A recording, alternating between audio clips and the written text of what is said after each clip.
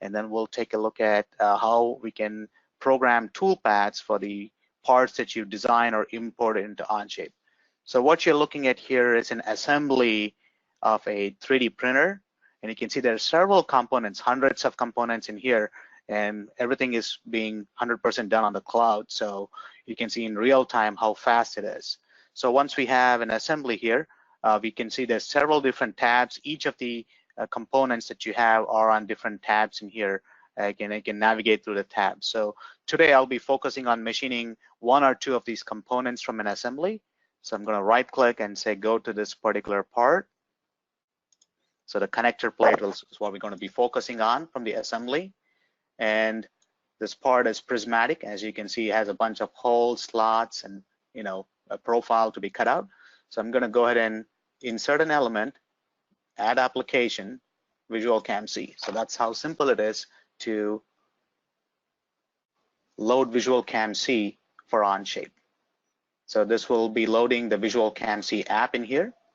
And once the VisualCAMc app shows up, you can see it shows up as a new tab, and the tab is automatically created and it appears within the same document. So this is not a file-based system.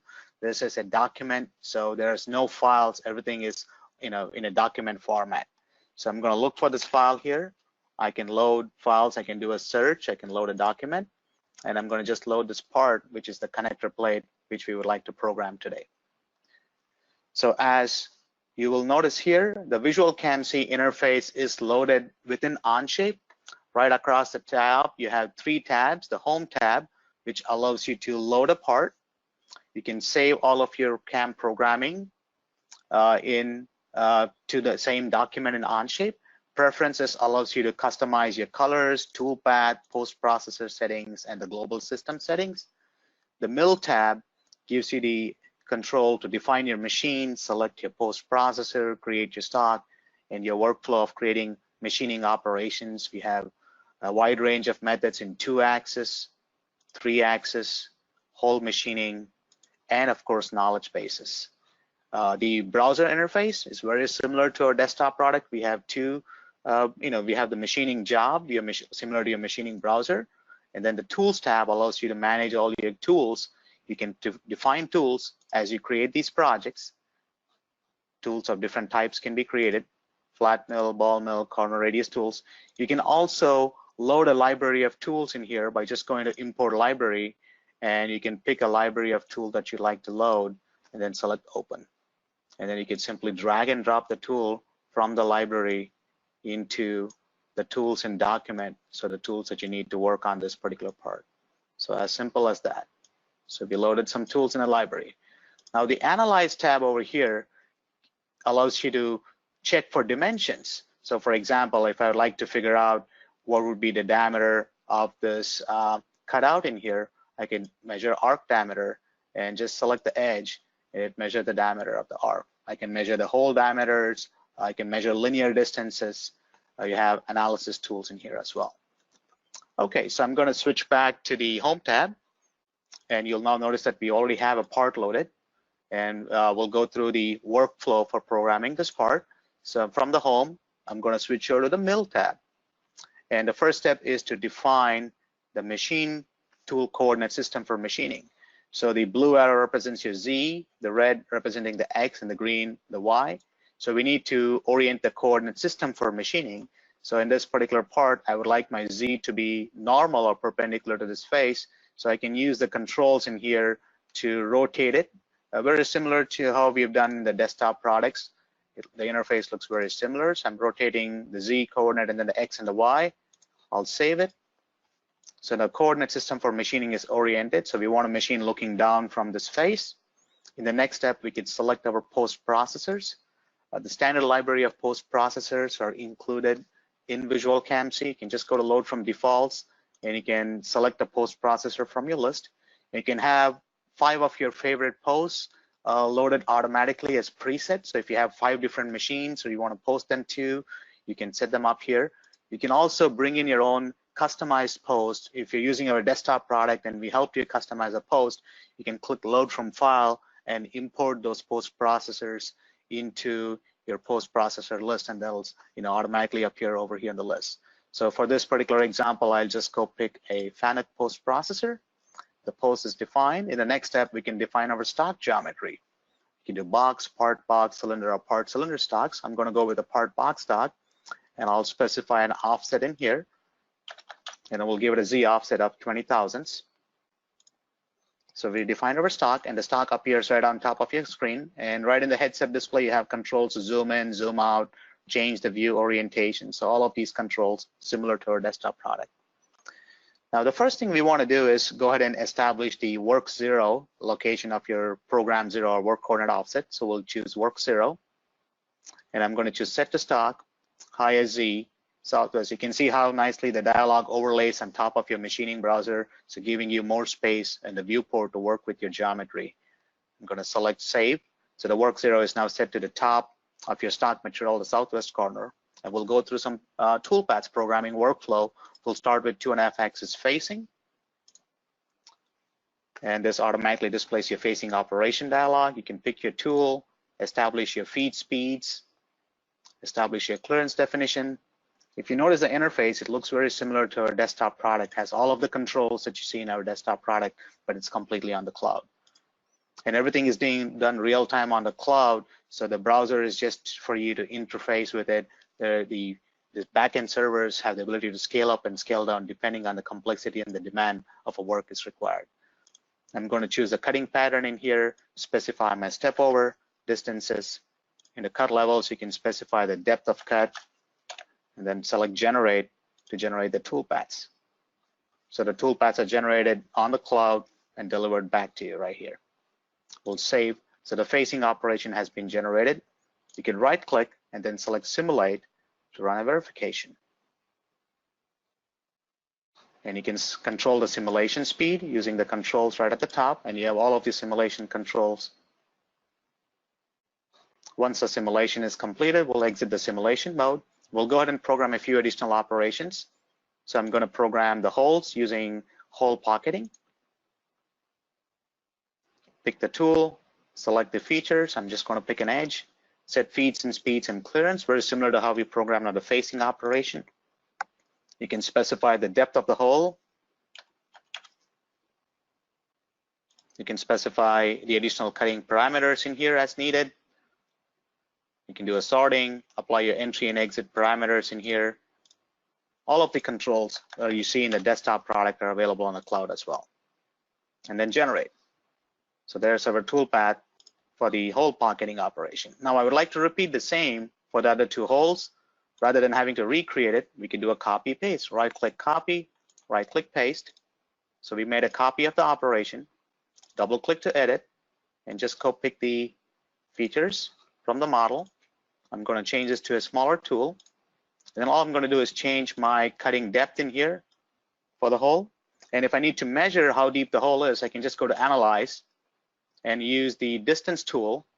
And I can pick the center of the top hole on the counterbore and the next one, and gives you the depth right there, 0.0787. So I can just change the depth right in here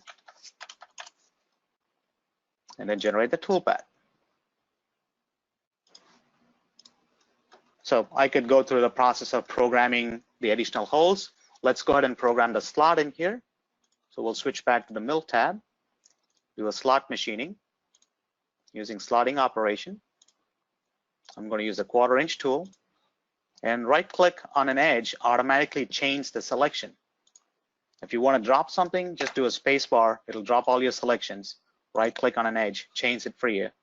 And then you can specify the cutting parameters, choose the type of cut, depth control right here, and then generate, create a slotting operation. Now I could repeat the same slotting operation for the smaller slots by just making a copy of the operation. Copy, paste, edit the operation. You can swap the tool out. And all I'm going to do is swap the features now. Right click on an edge, change it up, generate. Now I'm going to do some drilling operations on this part. Go to hole machining, drilling. We'll select the tool for the drilling, number 7 drill for these holes in here, and then just select the hole features. You just pick the top edge on the hole features. and define your parameters like the depth. You can apply the type of drill, whether you want to do standard drill, deep drill, countersunk, brake chip. You have all of those drill cycles available. You can apply any sorting routines, generate. Make it repeat the same process for drilling the smaller holes, but I'm going to skip them here. Now, the last thing I want to do is cut the profile around the perimeter of the part. So we'll do that using a 2-axis profiling operation. I'm going to use the 1/2 inch tool.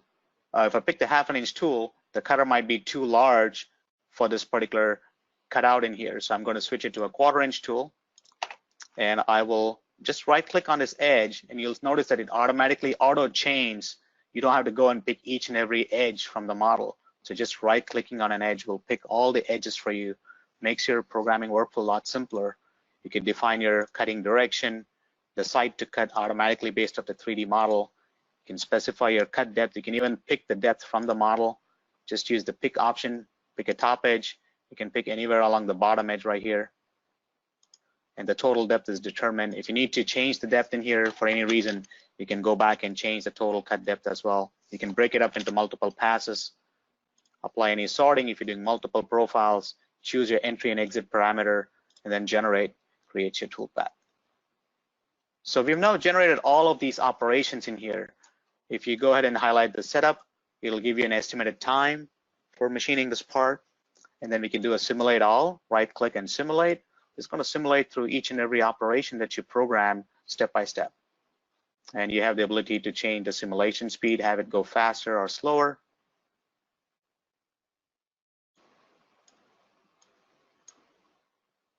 And all of this is being done on the cloud.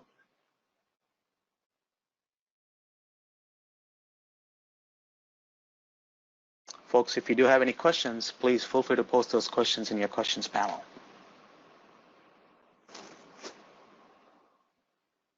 So we are simulating the slot operation in here. You can see the progress of the simulation. The smaller slots are being simulated.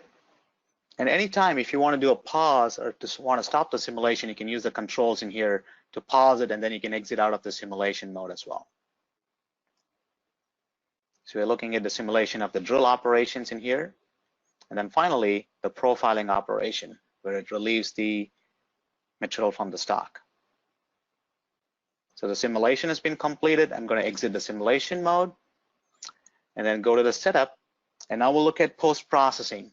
So to post-process, right-click on a setup, and you can select post-process, or you can right-click on a machining job and do a post-process, or you can even individually select one or more operations to post-process. So once the operation is post-process, it's going to automatically download it to whether you're running on a PC or a Mac or a Linux.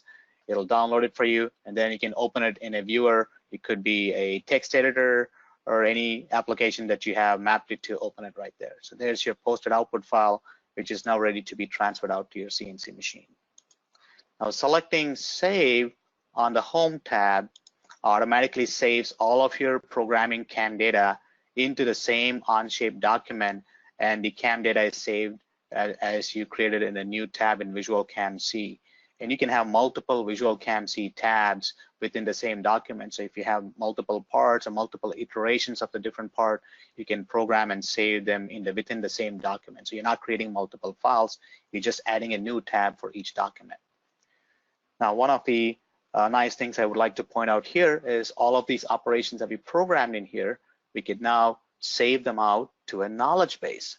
So I'm going to go into the Mill tab and then choose knowledge base, save to knowledge base.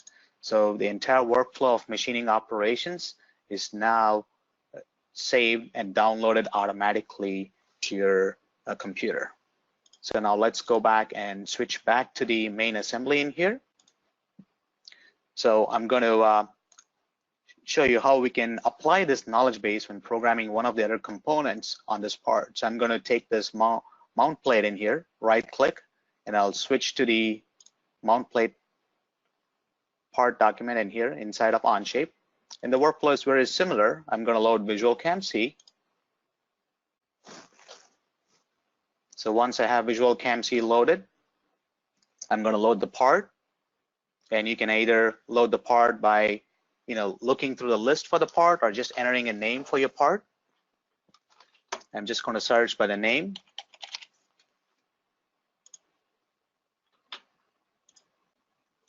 So the part is now loaded.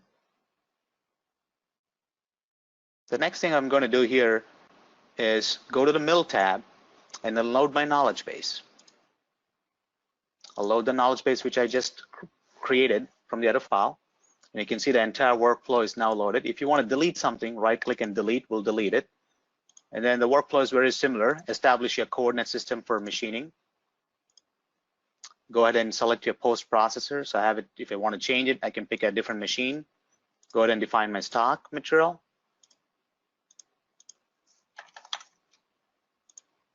And then I can just edit my work 0 under setup, set my origin, save it. I'm going to regenerate my first operation facing, and the toolpath is generated. If you need to make any change to the parameters, change your cut direction, any of those, just right click or double click to edit it and then generate the toolpath. So the knowledge base brings in all of your information about your feeds and speeds, your cut depths, cutting parameters. All of this is saved in the knowledge base, which makes your programming workflow a lot simpler. Now I don't want to use any of the hole pocketing operations on this particular part. I'm going to select these two, right click and do a delete to remove it. I'll edit the slotting operations in here and just basically chain each of the selections. Right click on an edge will chain the selections. Pick a tool for the slotting, generate. So the slotting toolpath has been generated. You can toggle the visibility of your toolpaths, the coordinate system, all of the controls can be found right in the browser. I'm going to get rid of the second slotting operation, and then we'll apply the drilling operations in here. I can just go pick the holes for drilling, generate the path, and finally I'm going to do the profiling operation. I'll do the profile operation for the inside. Right click, selects the chain, we'll pick the smaller tool, generate. So since I've set it to use determine using 3D model, it automatically figures out the cut needs to go on the inside. If you would like to make any changes to your entry and exit parameters, you can pick those, make those changes in here, and then update your toolpaths. They're all updated in real time. Save it. And finally, if you want to do a perimeter cut, make a copy of the operation, paste it out, edit the operation, right click on an edge to select the chain, generate it. So within a few clicks, you can generate your toolpaths, save your work, and the CAM data is automatically stored in the VisualCAMc tab within Onshape. Now, one thing I want to point out is the model units. Depending on whatever you have set in your document in Onshape for the units, workspace units, VisualCAMc will automatically inherit those units. If you're working in inches, your CAM will automatically load in inches. If the model was defined to be in millimeters, it'll be in millimeter units. You can see the units displaying right in here.